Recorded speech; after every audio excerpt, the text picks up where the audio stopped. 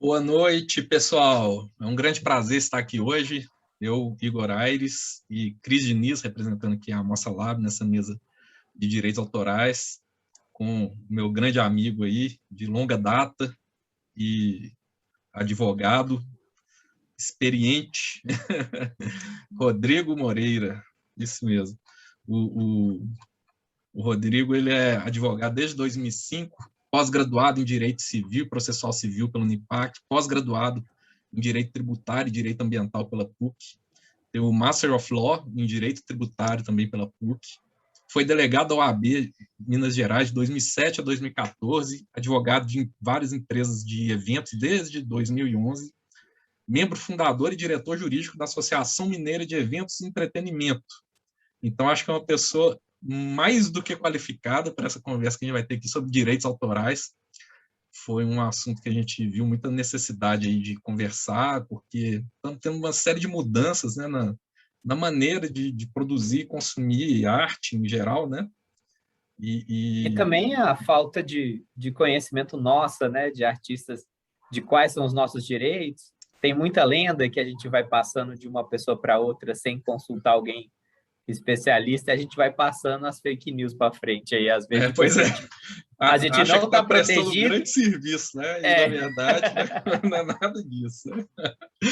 Daí a importância de procurar, né, um profissional da área, né, e se informar aí de uma fonte segura, né? Então, é um grande prazer estar aqui com vocês para essa conversa. E vamos aí recebendo o pessoal, né? Todos muito bem-vindos aí também, para somarem aí com a gente nessa conversa, né? E aí a gente já fala aquela coisa, né? Internet. Se inscreve no canal, deixa aí o like, se quiserem deixarem comentários, fazer pergunta no chat. E dizer que isso faz parte do aquecimento. A gente ainda tem, na próxima quarta-feira, dia 8, sobre softwares, plataformas de transmissão. No dia 15, sobre criações, processos criativos mediados pela tela, nesses processos de quarentena, isolamento social. E, por último, a gente fecha sobre festivais digitais, sempre às quartas-feiras, às 19 horas, aqui no nosso canal do YouTube. Feito merchandise aí, pode... É isso aí. E acompanhe lá os E valeu canais que a demais, gente... bem-vindo, Né? viu? Estamos muito felizes que você aí vir aqui ajudar a Demais. Eu que gente a agradeço. evidenciar um pouco, elucidar um pouco. Isso. Inclusive, acompanhe lá, né, no Instagram, no Facebook, a gente posta algumas coisas, vai atualizando, né, as atividades da mostra. Inclusive, as perguntas que eu estou trazendo aqui hoje foi por lá que a gente abriu lá a caixinha de perguntas, né? O pessoal pôde mandar e já somar com a gente aqui na conversa, nessa discussão aqui. Beleza?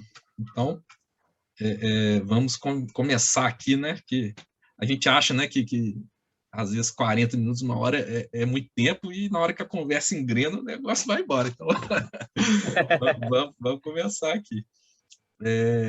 Então, como eu disse, as pessoas mandaram perguntas. Eu vou começar aqui com a pergunta que o Thiago Monteiro, que é de uma das cenas da mostra, né, Fragilidade, ele mandou para a gente algumas perguntas falando da questão da paródia e de uso de sample. Acho que a gente pode dividir um pouco em duas etapas, né? Falar primeiro das paródias, né? Que seria aí uma versão humorística, né? De alguma obra já existente, porque ele usa isso na cena, né? E aí eu vou abrir, né, para você quiser falar um pouquinho, né, Rodrigo? Perfeito. Entrar aí. Vamos começar, então. Assim, primeiro eu vou dar uma breve explanação sobre direito autoral. Assim, direito autoral o mais amplo possível, tá? Uhum. Toda criação artística, de um modo geral, ele é protegido pelo direito autoral. Um dos grandes mitos que a gente tem é que a pessoa necessariamente ela precisa registrar um direito autoral, o que no Brasil, na teoria, tá? A gente vai falar de acordo com o que está na lei, mas assim, a princípio você não tem uma necessidade de fazer o registro do direito autoral. Lógico que nós temos várias formas de registrar e provavelmente mais para frente nós vamos, né, falar a respeito desse registro. Mas a lei ela dá uma proteção pro artista. A gente brinca que é como se fosse o trabalhador no direito do trabalho. ele tem toda uma proteção. A lei coloca ele quase como se fosse, eu vou fazer uma brincadeira aqui, quase como se fosse um incapaz. Porque ele faz a criação, ele não precisa provar, ele não precisa, na verdade, fazer esse registro, e a proteção, eles concedem essa proteção, e, inclusive, em situações de interpretação, a própria lei fala que a interpretação sempre é mais favorável para o artista criador daquela arte. E ela se estende também, né? A gente vai até mais para frente comentar a respeito sobre... porque o processo artístico, ele vem em uma cadeia. Então, todos os membros dessa cadeia, normalmente, têm a sua espécie de proteção, tá? Dito isso, assim, existem algumas exceções a essa regra, né, do processo criativo, né, que a lei fala que não constitui ofensa ao direito autoral. Um deles, no caso, é a situação de paródia. Mas por que eles falam que a situação de paródia ela não tem a proteção, né, essa proteção do direito autoral? Porque muitas vezes a paródia ela é uma caricaturização da arte, e muitas vezes é uma arte em si que mais ela tem um intuito mais de fazer uma propaganda daquela arte já feita do que da pessoa ter o intuito de roubar aquela arte. Então, na verdade, é uma complementação, é realmente uma propaganda da arte. Tanto que a gente vê que em muitas situações a paródia consegue fazer, às vezes, até mais sucesso do que a própria arte em si. Então, por causa disso, a lei ela dá essa concessão da paródia, tá? Essa livre interpretação e esse não pagamento de direitos autorais, né, ao criador original. Então, quando se fala essa situação da paródia, é por causa disso. Logicamente que nós temos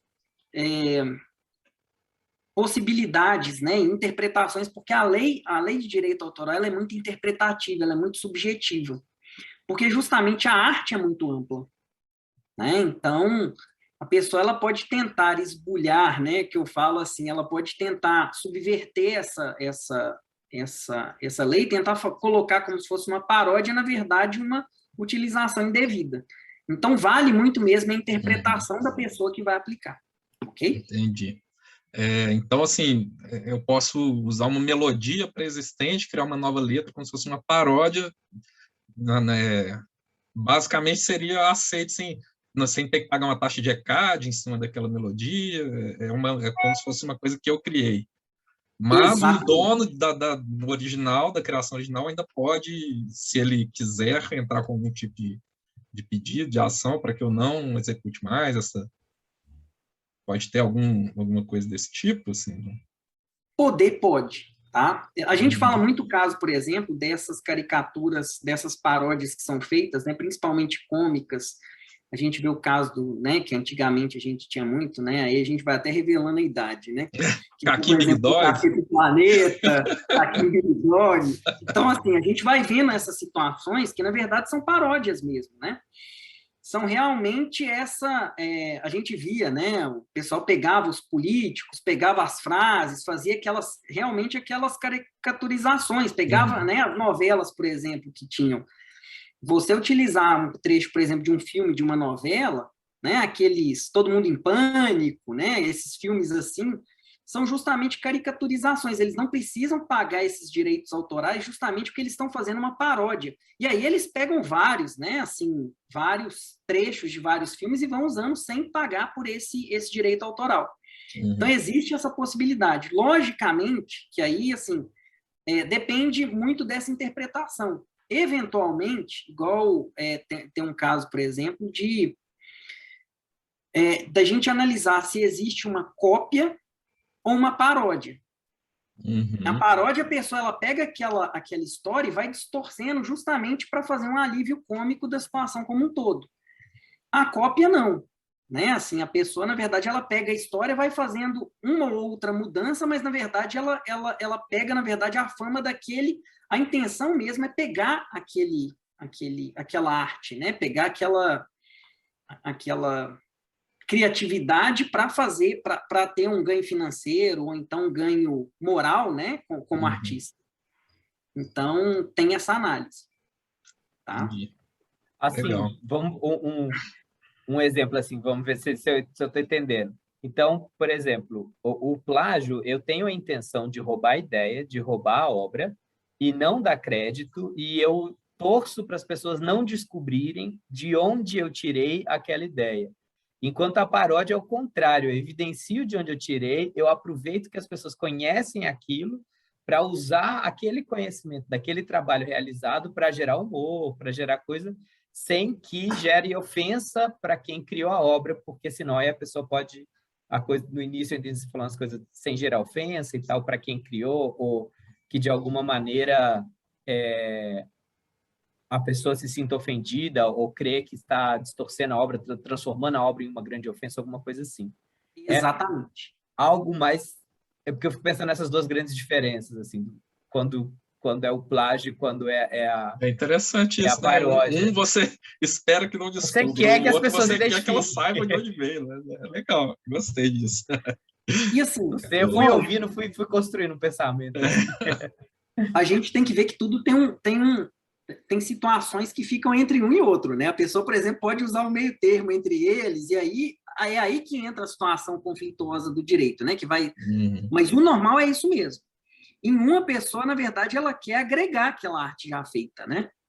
Ela dá o crédito, ela faz toda, né? Ela agrega mesmo, né? Igual, por exemplo, quando a gente via, né, essas paródias, a gente sabe exatamente, inclusive, se a gente conhece a arte, ela tem até um alívio cômico muito maior, né? A gente entender aquela situação. No outro, não. No outro, a pessoa realmente ela quer utilizar aquilo ali, usar aquela criatividade para ela ganhar, né? Muitas vezes, aí sim, sem dar o crédito, então, na verdade, falar que ele foi o criador daquilo ali tudo. Tá? E aí vamos para a questão do sample, né? Que é a questão da música, né? Existe uma autorização da lei de... Quer ver que fala assim, ó. A reprodução em quaisquer obras de pequenos trechos de obras pré-existentes de qualquer natureza ou de obra integral, sempre que a reprodução em si não seja o objetivo principal da obra e não prejudique a exploração normal da obra reproduzida, nem cause prejuízo injustificado aos legítimos interesses dos autores. O que significa isso? Aí vamos para uma das fake news, né, que vocês até mencionaram. Sample, normalmente, até as pessoas colocam muito isso, né? Vamos colocar assim, eu vou fazer um texto aqui, vou colocar um trecho de uma música, um trecho de um vídeo e vou colocar no YouTube, por exemplo. Aí fala assim, até 10 segundos o YouTube não me barra. Então, eu não estou gerando ofensa ao direito autoral. Não. Tá? Qualquer segundo que você usar, eventualmente, você está, em tese, gerando ofensa a um direito autoral, porque você está pegando a arte de um terceiro. Existe uma autorização para a música em relação a justamente, né, essa questão do sample, né? Mas ela não é uma situação... Eu estava até conversando hoje com um amigo meu também, que ele é advogado e DJ. E justamente eu perguntando para ele, mas qual que é o parâmetro? Ele falando, Rodrigo, infelizmente não tem um parâmetro. Na verdade, a gente faz de boa fé, pega os trechos específicos, mas... a gente sabe que, eventualmente, pode vir a gerar algum problema, né? Porque, ainda mais no caso de um DJ, a vida dele, na verdade, muitas vezes é pegar né, o trecho de uma música, o trecho de outra, fazer justamente uma arte de acordo com essa remixagem. Então, é uma arte nova, ok, mas ele pega trechos de outras obras. Mas o que a lei fala, e aí é o que a gente fala que é muito subjetivo, é que, assim... não pode ser, você não pode estar se apropriando do objetivo principal da obra e não pode prejudicar a exploração normal da obra reproduzida ou prejuízo. Então, assim, vamos supor, eu pego um trecho de uma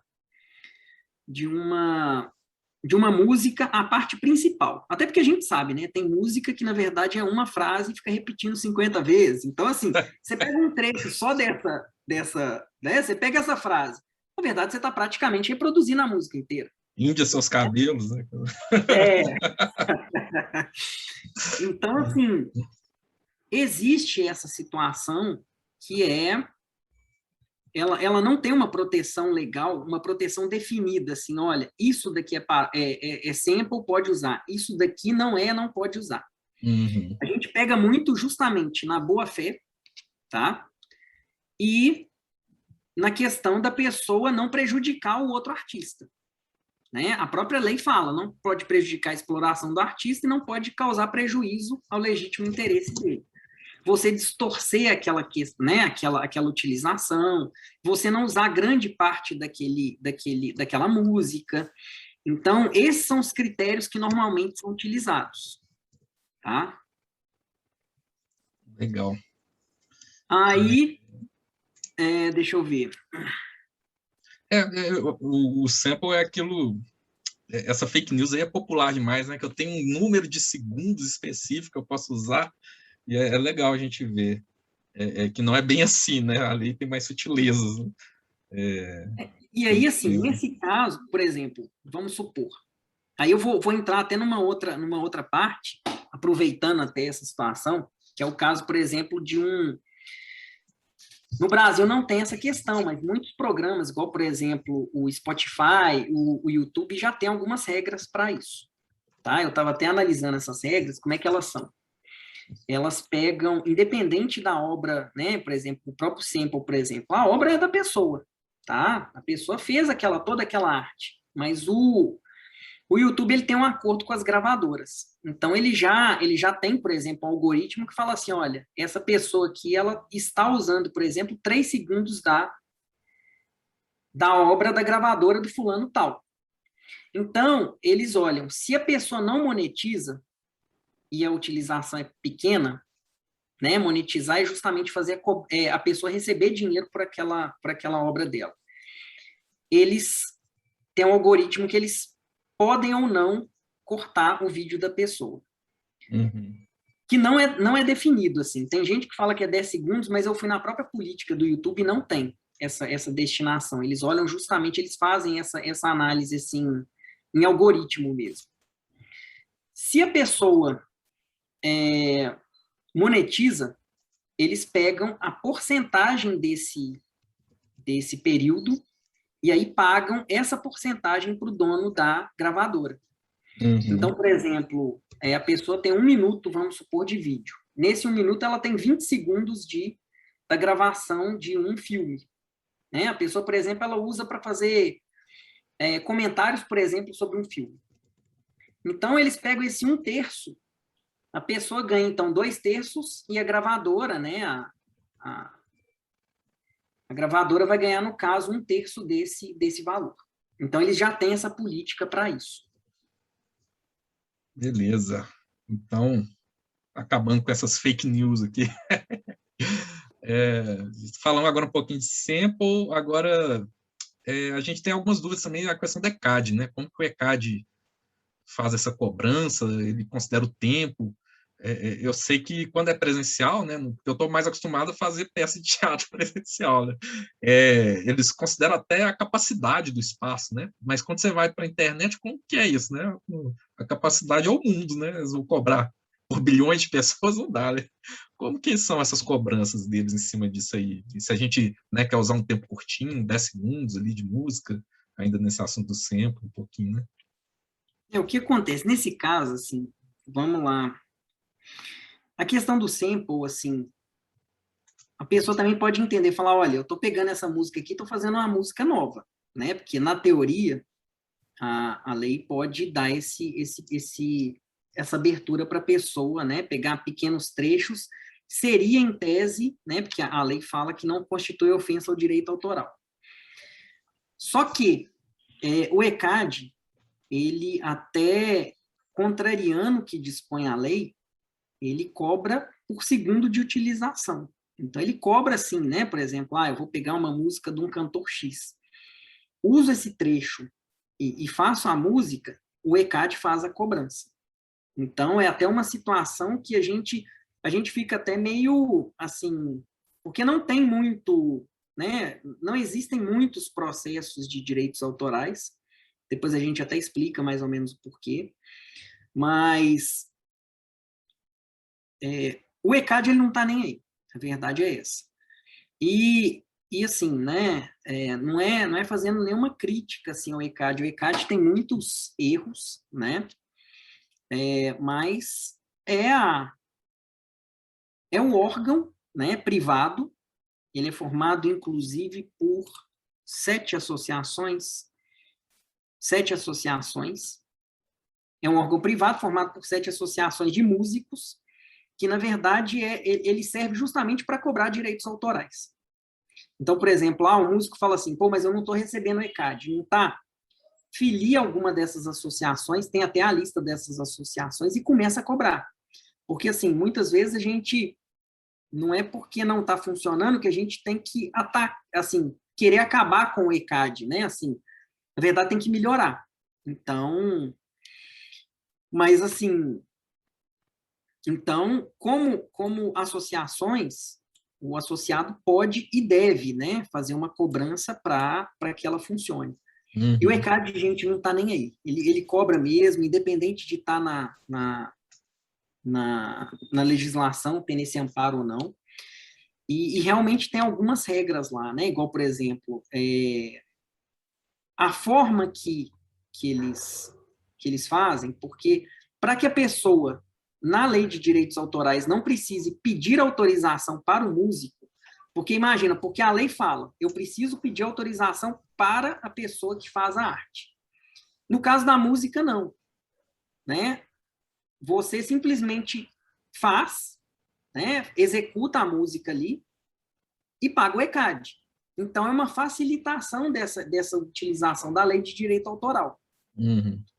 Só que aí eles têm umas certas regras, igual, por exemplo, eu vou fazer um show. Eles limitam o número até de cortesias que eu posso dar. Né? Igual, por exemplo, olha, você pode dar no máximo 10 cortesias. 10% de cortesias. Mais que 10%, eu vou considerar que você está cobrando ingresso. Caramba. E é o ingresso referente àquele local. Então, por exemplo, eu tive um caso, por exemplo, que fizeram um show, até foi aqui em Belo Horizonte, do Fábio Júnior. O show estava meio fraco, assim, o pessoal falou, quer saber de uma coisa? Vamos dar cortesia, camarote para um monte de gente. O ECAD foi lá e saiu cobrando como se, mesmo sendo cortesia, sabendo que era cortesia, mas pela localidade, porque eles têm essa porcentagem máxima. Uhum. Então, eles têm essas regras. É importante, lógico, o artista sempre saber dessas regras, porque, gente, eles não estão nem aí, eles cobram mesmo, entendeu? E é até interessante o artista saber disso, porque se ele quiser receber o dele, quem é músico aí, que estiver acompanhando, né, tem que se filiar às entidades e correr atrás, né, ir lá, né, para poder Exatamente. receber. Né, que isso aí eu vou até aproveitar e fazer um gancho aqui com a próxima pergunta, que foi do Thales, né, que também é uma das cenas da nossa, do Fandelis, que ele fez uma pergunta sobre justamente isso, os direitos de execução. Ou seja, uma música lá que ela já é domínio público, e aí eu faço uma versão minha dessa música, né? Eu gravo uma versão dessa música. E aí eu passaria até o direito sobre essa versão gravada, mesmo sendo em cima de uma obra que é domínio público? Teria. A lei ela é muito ampla, a lei de direitos autorais. Essa versão, essa modificação que você fez, ela teria. A lei, ela tem os direitos, né, assim, são uma série de direitos, e é como eu até tinha comentado anteriormente, ela tenta aplicar para toda a cadeia.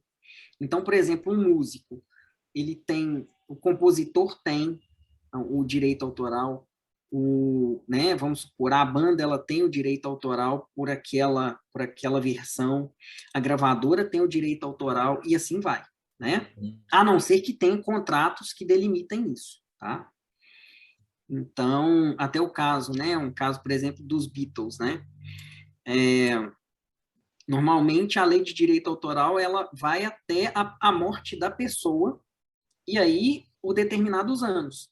Só que o direito conexo das gravadoras dos Beatles, eles acabaram, né? Então, certas partes ficaram em domínio público. Então, eu até já fui perguntado algumas vezes sobre isso, fala, pô, mas tem Beatles vivo, e aí? Como é que interessante, fiquei curioso. Porque a gente sempre ouve, né, 70 anos depois da morte do artista, né, como que já tenha, né, alguma coisa aí dos Beatles que está em domínio público.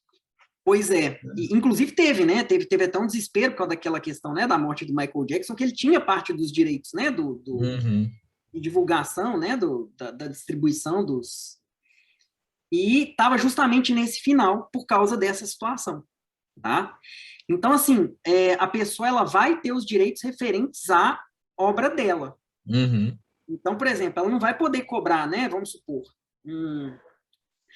Isso daí é tão legal que, por exemplo, isso vale até para traduções de livros, por exemplo. Eu pego uma obra russa, eu traduzo, essa tradução é considerada como se fosse uma questão artística minha, porque a tradução, na verdade, eu incorporo, na verdade, uma tradução minha. Se uma outra pessoa for fazer uma tradução, é completamente diferente. A gente vê muito em situações de determinados livros, né? Igual, por exemplo, a gente vê da própria Bíblia, né? No Brasil, por exemplo, tem umas 6 versões, cada uma é completamente diferente da outra. E são realmente direitos artísticos. E essa pessoa, quando ela faz essa tradução, ela tem os direitos sobre aquela arte. Então, eu falo isso muito para a questão da música também. Se a pessoa ela pega uma música de domínio público e faz uma versão dela, essa versão ela tem os direitos autorais dela. Então, se a pessoa ela utiliza essa versão, ela tem que pagar o ECAD ou os direitos autorais referentes a essa versão feita. E para essa comprovação de que essa é a minha versão, eu preciso registrar em algum lugar essa música, a minha obra, tem algum órgão que eu tenho que ir lá e fazer um registro da gravação? Como que eu garanto que um filme, uma peça, não vai pegar a minha versão e vai usar? Eu não sei, eu toco violino, toquei lá uma música clássica que já tem domínio público, um Beethoven, que foi o exemplo que ele deu aqui para a gente. E aí eu vejo que alguém fez um curta que usou a minha música. Como que eu provo que é a minha versão? Entende? Assim, a lei, ela justamente ela não obriga o artista a fazer um registro, tá? Então, se a pessoa, por algum motivo, ela tiver alguma forma de comprovação, né, temporal daquele registro antes da utilização, ela pode sim fazer essa cobrança. Assim, né, no nosso mundo informatizado, cada vez mais nós temos condições de ter mais provas, né? O que está se tornando cada vez melhor e mais fácil de ter essas provas. Antigamente era muito difícil. A pessoa tinha que pegar aquelas letras, naquele rascunho, provar que aquele papel tinha não sei quantos anos. Era realmente complicado. Então, tinha essas situações bem complexas. Mas no Brasil, a gente tem locais para fazer os registros. O principal é a Biblioteca Nacional, né, o Escritório de Direitos Autorais dentro da Biblioteca Nacional, no Rio de Janeiro. Ele é principalmente registro de obras literárias, desenhos e músicas, mas tem outros registros também, tá? Aí eu até mencionei, assim, né, por alto, assim, que a arte ela é tão grande e abarca tantas outras situações, que, por exemplo...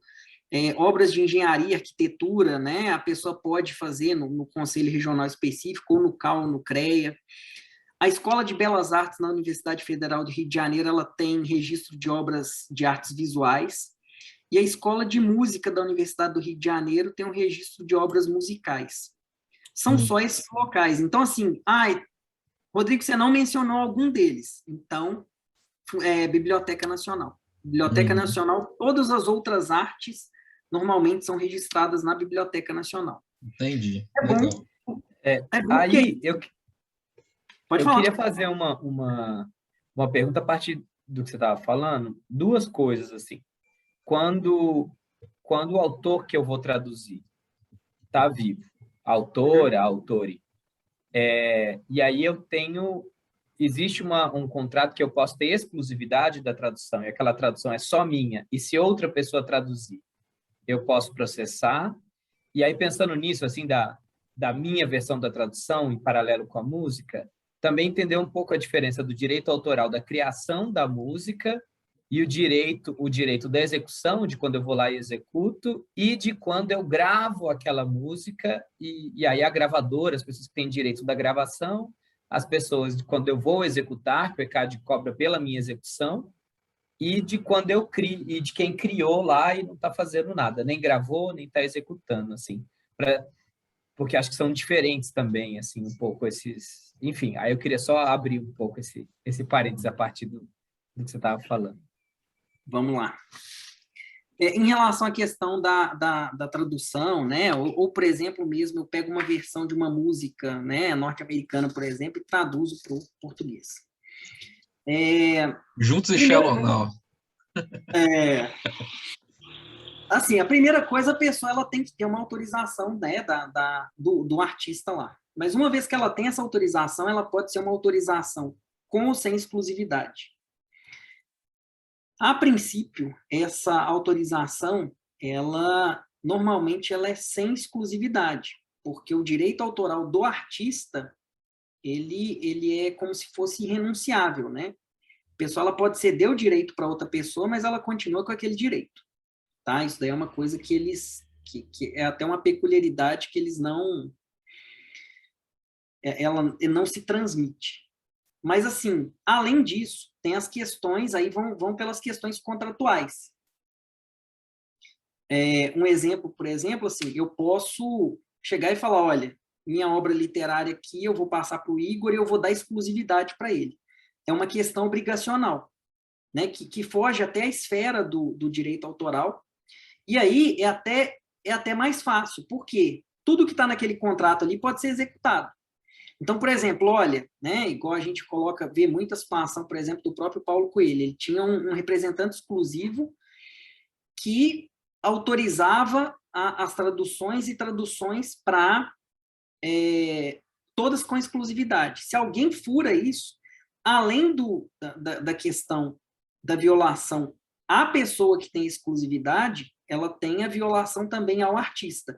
Depende do contrato, porque às vezes ele pode ceder esse direito do recebimento só para esse que fez a tradução lá para o outro país. Tá? Isso daí tudo é contratual, e aí é mais fácil determinar de acordo com o contrato que foi feito entre as partes. Em relação a essa questão dos direitos, assim, acaba que realmente a cadeia, que eles ampliam a cadeia de direitos autorais e todos acabam tendo os direitos. Na dúvida, o direito principal é sempre do criador, né? Da pessoa que criou a situação original. Mas muitas vezes a gente vai ver, assim, lógico, todos vão ter uma parcela desses direitos autorais. Quando chega na situação final, normalmente eles já delimitam, né? Principalmente gravadoras, eles já têm essa questão contratual já de determinar as parcelas de ganhos financeiros. Mesmo, por isso que eu até comentei a respeito da questão do direito original e praticamente irrenunciável do criador original, ele pode ceder os direitos patrimoniais, mas o direito do nome, o direito a questão moral e a questão até principalmente, quando eu falo moral, é a questão até do renome e da reputação daquele artista. Isso daí, por exemplo, você não pode, um Leonardo da Vinci, por exemplo, ele não pode chegar para um quadro dele e falar assim, olha, toma, a partir de hoje essa obra é sua. A pessoa tem o direito àquela obra, mas o nome continua sendo uma obra do Leonardo da Vinci. Ninguém vai falar, por exemplo, olha, isso daqui é, né, uma obra do Rodrigo aqui. Eu pintei, a partir de agora eu tenho os direitos sobre ela. Não. Né? A partir de agora eu vou aceitar que todo mundo saia fazendo bigode, né? Por exemplo, vou fazer bigode aqui na Mona Lisa, aqui, vou fazer... Né? Eu não tenho esse direito de fazer entendeu? Essa alteração. Eu lembrei de um caso que aconteceu, né, daquele musical... todos os musicais de Chico Buarque, né? Que teve uma polêmica de uma declaração dos bastidores, que teve uma manifestação do público, e foi um negócio assim, que gerou uma repercussão tão grande que aconteceu do Chico Buarque falar que não deixaria mais utilizar as músicas dele na peça. Né? E depois eu acho que até chegar num acordo quanto a isso, tal, mas né, o autor original sentiu que aquilo não estava, né, ligado de alguma forma à imagem dele e se manifestou, né, de alguma maneira a respeito disso, né? Então é exatamente esse o caso. Esse caso é muito bom por causa disso, porque assim, a princípio ele autorizou, então teria essa situação, esse direito de exploração comercial né, da arte dele em determinados parâmetros. Só que quando aquilo ali atingiu a questão, justamente o direito intelectual na parte moral da reputação da arte, ele fez esse corte justamente justificando por causa disso, que estava justamente indo contra toda a arte que ele fez, né? Então, ele pode ter esse direito, inclusive, de fazer essa cassação. Legal, bacana. A gente teve umas outras perguntas aqui, foi do Ramon Paixão, que é bailarino, membro do Comitê Gestor de Serra e Dança e da produção lá do CRJ. Eu acho que já até falamos um pouco, era como registrar, né? Que você citou aí alguns órgãos, né? Registrar material visual, artes gráficas, a identidade visual do espetáculo. Depois a gente podia fazer um apanhado dos links dessas entidades e colocar o link para o pessoal, né? Ia ser legal. Mas aí teve aqui uma outra pergunta da Regina Amaral, que eu acho que é bailarina também, do CONSEC Minas Gerais, Comitê Gestor de Serra e Dança, BH, representante de artes cênicas da Câmara Municipal de Fomento.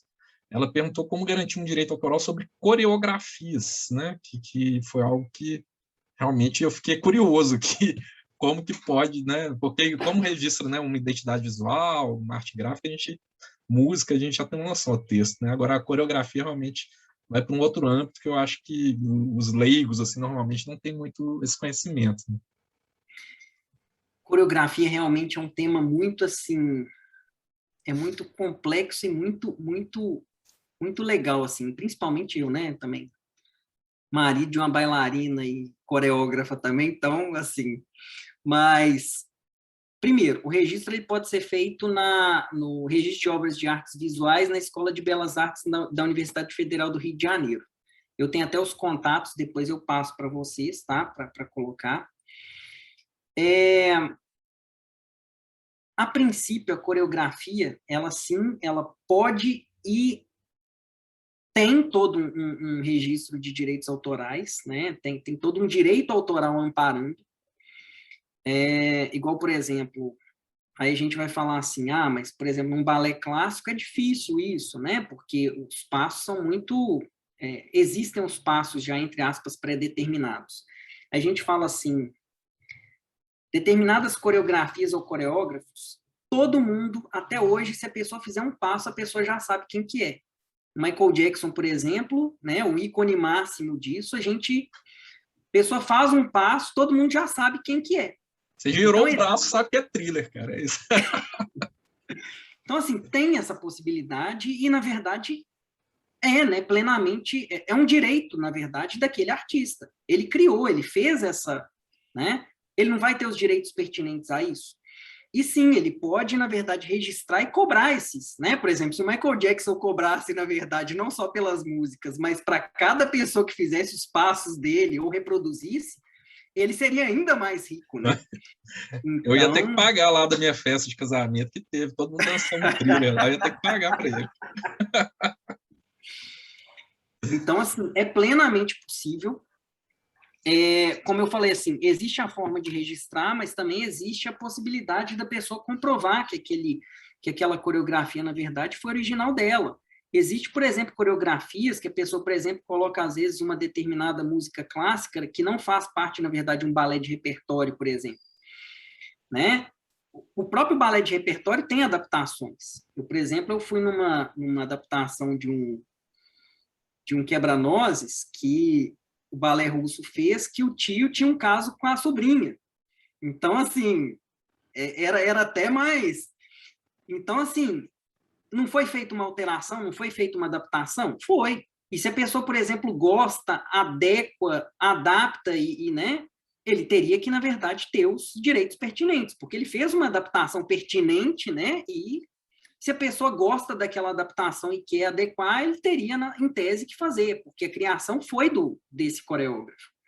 Se a pessoa, por exemplo, ela pega ainda que uma música clássica de domínio público e faz essa adaptação coreográfica, que não faz, por exemplo, parte do repertório, eu mesmo vi, né, várias vezes, em vários espetáculos de dança isso acontecer, às vezes obras assim sensacionais, que ninguém tinha pensado e que, na verdade, a gente vê 6 meses depois várias escolas de dança já reproduzindo.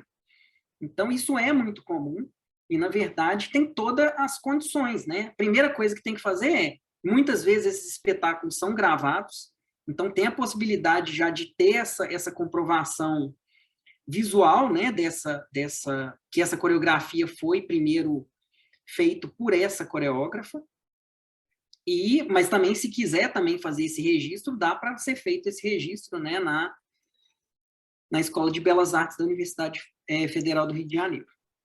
Legal. Muito bacana.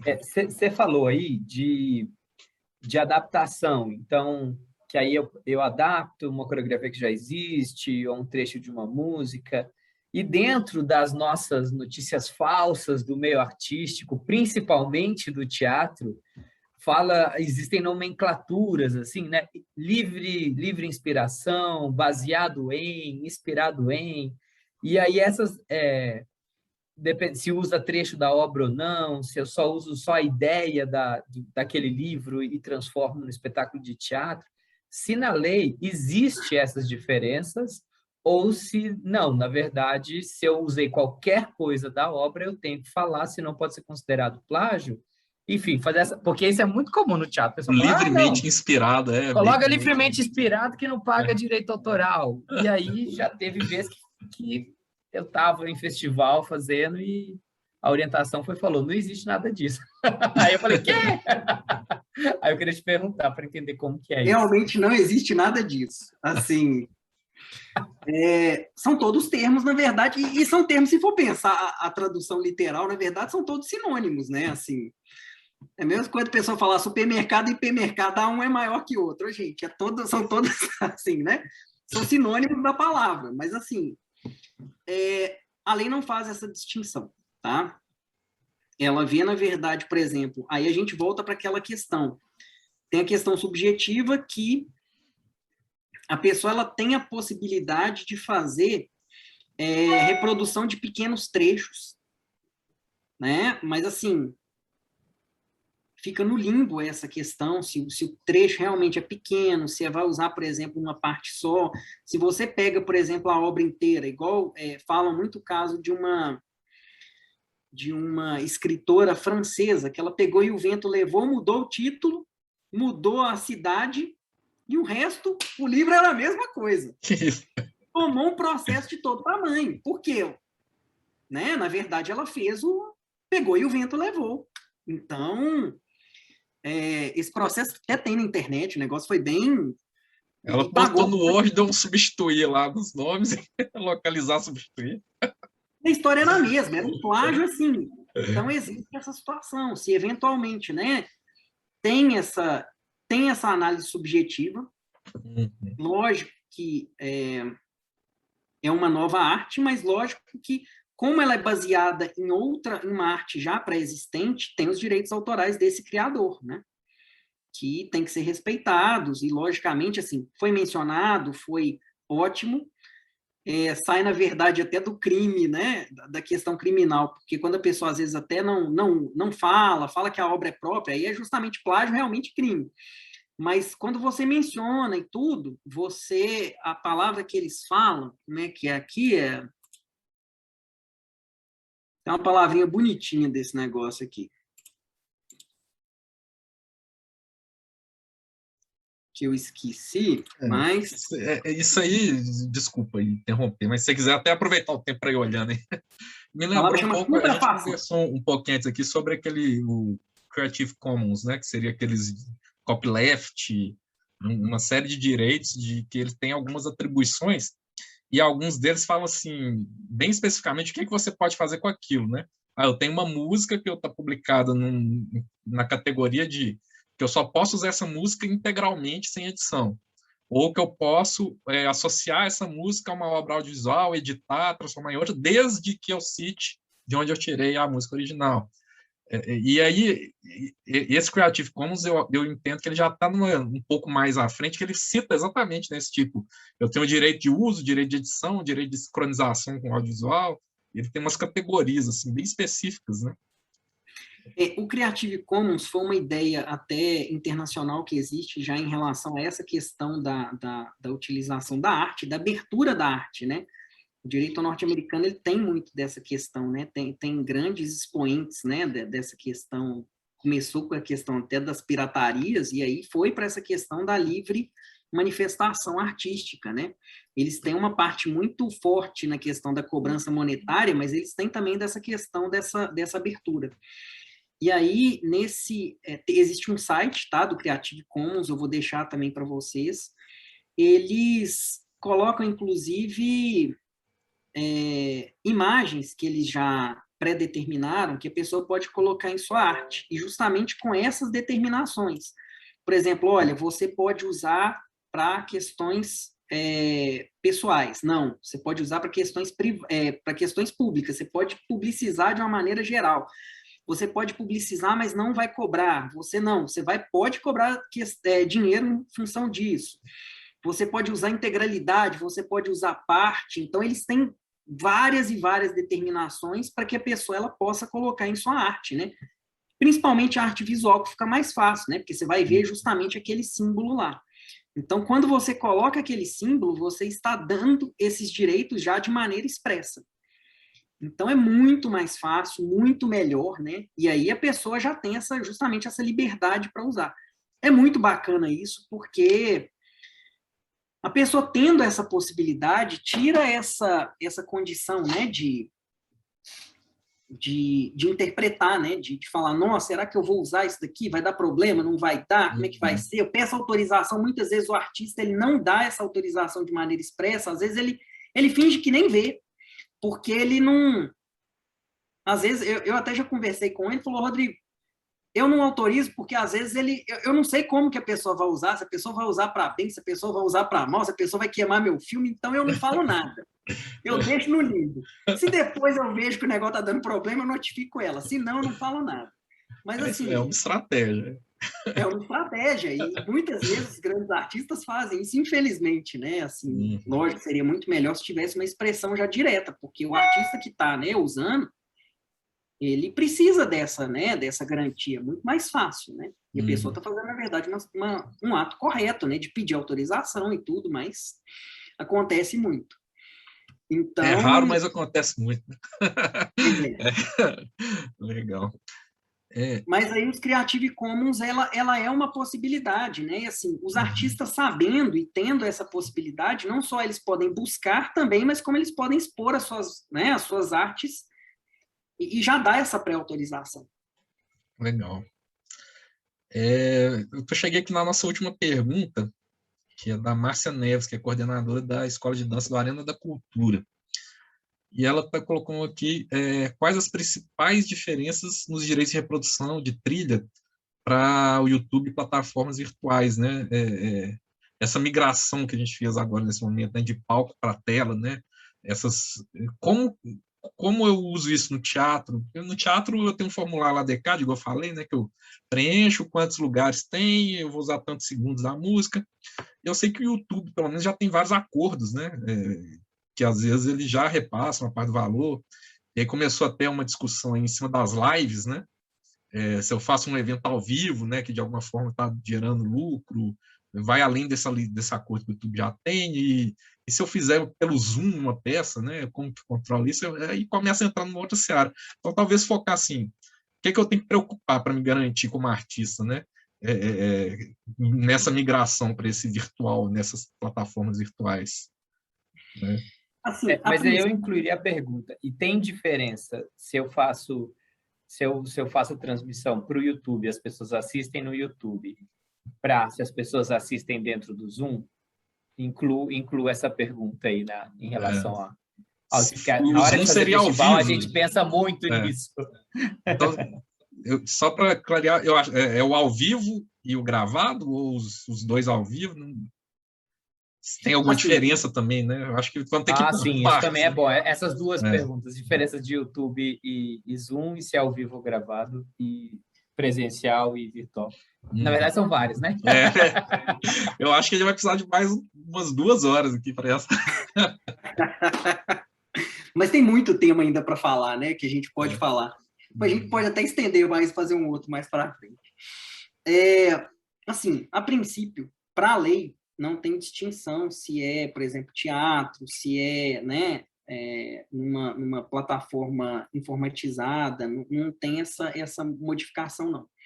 A questão que existe é em relação à cobrança como ela é feita.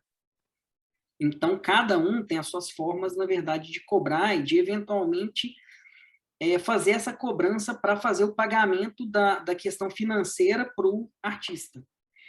Muitos já têm essa forma de cobrança já pré-definida. É igual o caso, por exemplo, de um ECAD no teatro normal, né? Eles têm, no próprio regulamento do ECAD, as formas de cobrança. Então, por exemplo, olha, eu vou cobrar pelo número de pessoas, né? Número de ingressos vendidos, limitado a tantas cortesias, igual eu comentei. E aí vai depender, na verdade, das músicas, né? A pessoa tem que preencher aquele formulário do ECAD. Se é num local, por exemplo, que é igual, por exemplo, eu sei que o Palácio das Artes aqui em Belo Horizonte, alguns determinados lugares têm, por fazer muitos eventos, eles têm uma parcela menor de ECAD, né? De pagamento. Então, tem essa série de regras que eles já utilizam. Então, tudo isso varia de acordo com, né, o número de pessoas, local, esses regulamentos que eles têm próprios. Mas, volto a falar, para a lei não muda em nada, não. Em relação ao YouTube, né, e outras plataformas, eles têm a sua própria cobrança. Não varia, por exemplo, se a pessoa ela faz ao vivo ou ela faz, na verdade, já gravado já na própria plataforma. Uhum. O YouTube, por exemplo, para eles têm o seguinte critério: a pessoa vai monetizar aquela arte ou não. Se ela não monetizar, eles têm um algoritmo que fala assim, olha, até tanto tempo de uso, até não é um tempo determinado, eu autorizo ou não. Igual, por exemplo, eu vou usar uma música aqui de uma gravadora durante 2 horas. Sendo uma música inteira, provavelmente eles já não vão, essa parte eles já vão cortar. Então, eles vão falar, olha, não vou autorizar você usar porque você está usando uma música, né? Vamos supor, por exemplo, de uma Disney, então, se você usa uma música da Disney, eles já na hora já detectam. É certo, assim. Então, se você usar alguns trechos, algumas coisas assim, eles podem vir a aceitar, dependendo da situação. Mas a pessoa normalmente ela não vai ter uma cobrança de valores. Agora, se ela monetiza, ou seja, se ela começa a ganhar dinheiro em cima do YouTube, eles pegam esse tempo de exposição dessas artes e fazem o pagamento. Olha, parte vai para você, parte vai para, né, tais gravadoras, porque você usou a arte de tais gravadoras. Então, eles já têm esse critério também, igual o ECAD, que é um critério próprio deles. E a mesma coisa serve para o Spotify e determinados, né, programas, principalmente essas plataformas norte-americanas, eles já têm cada uma a sua forma de cobrança de direitos autorais, né? Essa cobrança já... E até melhor, né? Igual a gente fala assim, é melhor, às vezes, a pessoa já saber que vai pagar do que ela ficar no limbo, né? Falar assim, ó, não sei se vai pagar, não sei se não vai pagar, se vai ter algum problema, se eu vou tomar algum processo, se eu não vou. Então, nesse caso, a pessoa ela já tem essa regra, e sabendo a regra, né, da plataforma, ela já sabe quanto que ela vai pagar, né, ou a porcentagem que ela vai vir a pagar. Uhum. Muito bom. Acho assim que isso tem um assunto assim para mais de metro, né? Ainda assim, antes da gente começar, eu estava conversando um pouco sobre games, né? Que tem gente que usa, né, para fazer uma transmissão ao vivo do jogo. Isso numa peça de teatro, eu jogo num telão lá, um videogame, e começa a usar isso como uma parte da cena. E aí a gente pira aqui, né? Tá surgindo agora o NFT, né? Que é o Non-Fungible Token, que é o uso de blockchain na arte, né? Que garante que você cria uma arte que pode ser virtual, mas você garante que ela é única, que ela não pode ser copiada, usando uma criptografia super avançada, que ninguém consegue quebrar, né? E aí isso ganha um valor maior, né? Porque não pode ser copiado, né? E aí a gente pode render aqui, mas eu acho que por hoje foi muito boa a conversa, já estourando nosso tempo aqui, porque o assunto realmente rende. Queria agradecer o Rodrigo, e quem sabe, né, a gente não faz outras aí para frente. Eu achei muito bacana, porque às vezes tem tanto a ver com o ofício da arte, e a gente sabe tão pouco, né, desses temas, né, na prática, né, na legislação, como é que funciona, que eu acho que foi muito esclarecedor aí, desfazendo algumas fake news, alguns mitos, né, mythbusters aqui. Né? Então fica o meu agradecimento aí. Na verdade, assim, eu que agradeço, assim, fico à disposição.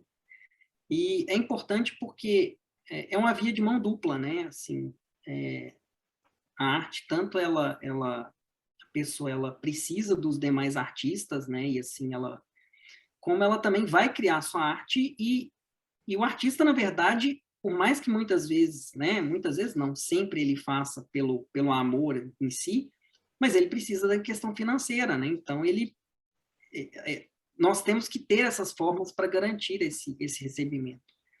Então, é importante, assim, todos saberem, inclusive valorizarem, né? E graças a essa valorização, até muitas vezes pelo fato de não ter esse conhecimento, que a gente vê muitos problemas acontecerem e o artista mesmo ficar, muitas vezes, até desvalorizado em função disso. Então, é uma forma de valorizar mesmo o profissional, né? Esperamos que cada vez mais as pessoas tenham esse conhecimento e comecem também, né, tanto a exigir os seus direitos, como também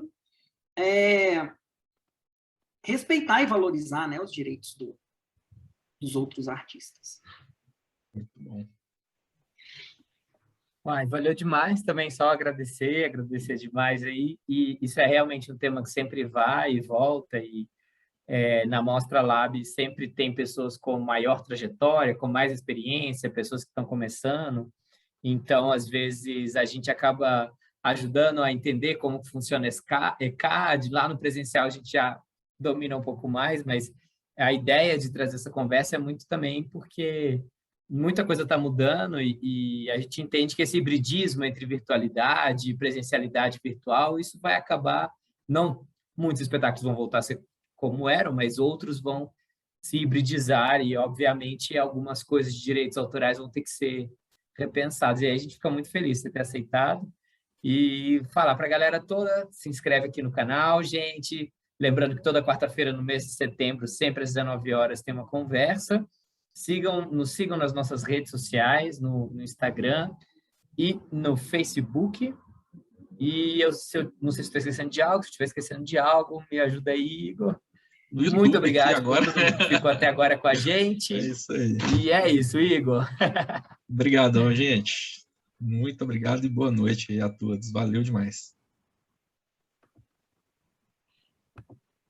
Solta a vinheta.